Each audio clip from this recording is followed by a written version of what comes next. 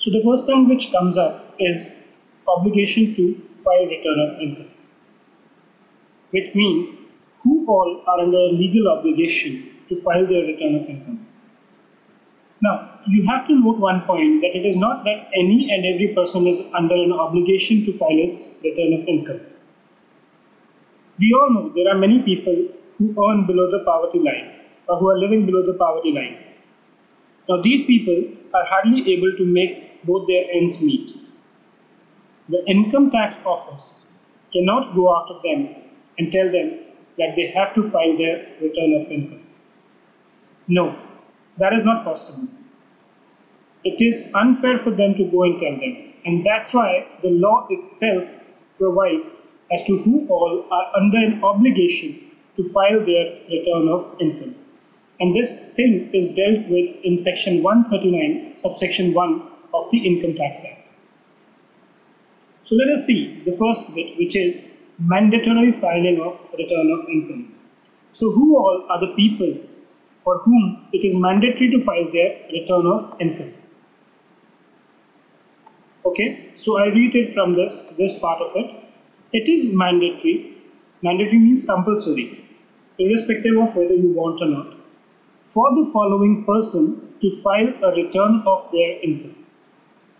So as a corollary, what follows is that any person other than these people has an option to file his return of income or not. But insofar as these people are concerned, they have to file their return of income. So let us now see who all are the people who have to file their return of income, where the person is a company or a firm. Now, so the first obligation is on a company or a firm. So if you are a company, it is mandatory for you to file your return of income. Now, company we all know are governed by the provision of Indian Companies Act 1956. Company is under an obligation to file its return of income mandatorily. Here, please note that there is no distinction whatsoever which is made as to which kind of a company you are. So, if you are a public company or you are a private company, it doesn't make a difference. Whether you are a profit-making company or you are a loss-making company, again, it does not make a difference. What makes a difference is whether or not you are a company or a firm.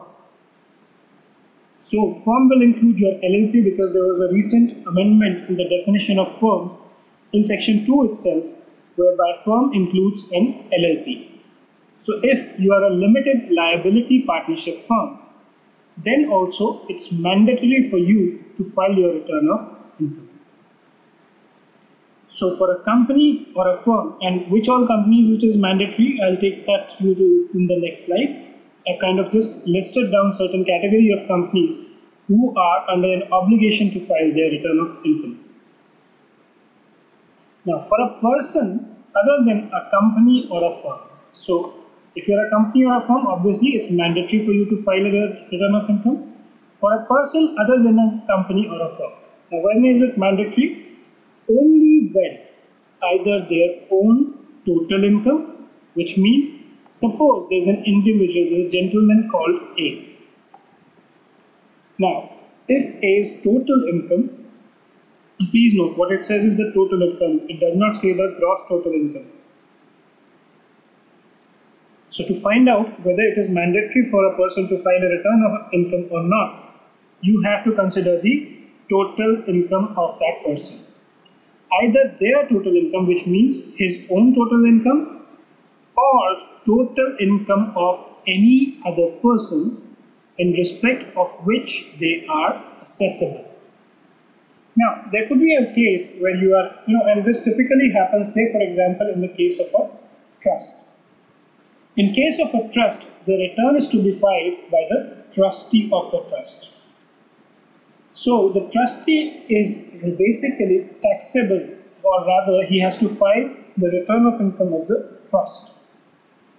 So if in a situation where, say, suppose A was a trustee in a trust, A's total income was below the maximum marginal limit, and I'll come to you on what that means. A's total income is not taxable, but the total income of the trust is taxable. So total income of any other person in respect of which they are assessable exceeds maximum amount which is not chargeable to income tax in respect of that category of person. So what happens here? You see what is the exemption limit for the trust, and if the income of the trust is more than that particular number, then the person, say A, who is the trustee, is liable to file the return of income in respect of the trust. So what we have learned here is that if you are a company or a firm, it is mandatory for you to file your return of income. For a person other than a company or a firm, it is mandatory only when their own income or the income of any other person in respect of which they are chargeable to income tax exceeds the maximum amount which is not chargeable to tax. Now, there is some other category of people. This we are going to discuss in subsequent slides. Basically, what happens here is that while their total income are exempt under certain specific section, there could be a case where this exemption, if it would not have been available to them, they would have been taxable. So to take care of that situation, what the law provides is that if their income before claiming exemption is more than the maximum limit which is not chargeable to tax, then they are under an obligation to file their return of income.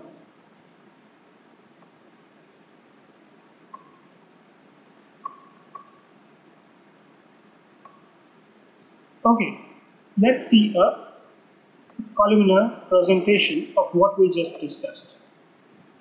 So insofar as your company or a firm is concerned, what happens? It's mandatory for them to file their return of income.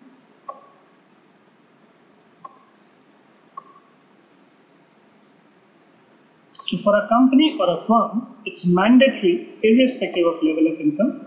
Now, whether you are a newly incorporated company, you're a foreign company, firm operating in India, of course, there are certain exemptions, and it's only in respect of certain specific income that the foreign guys are taxable in India. Company, firm, even if their income is exempt, company is in the process of setting up their business. Now, you can't say that because I'm in the process of setting up my business, I should not be liable to pay taxes. No, you have to still file your return of income if you're a company or a firm. Loss-making companies, I've already discussed this, defunct companies or a firm. For a person other than the company, as I said, two cases, either their own total income or total income of any other person in respect of which they are accessible exceeds the maximum amount which is not chargeable to income tax. And for other people, well, we'll see that in the subsequent slides.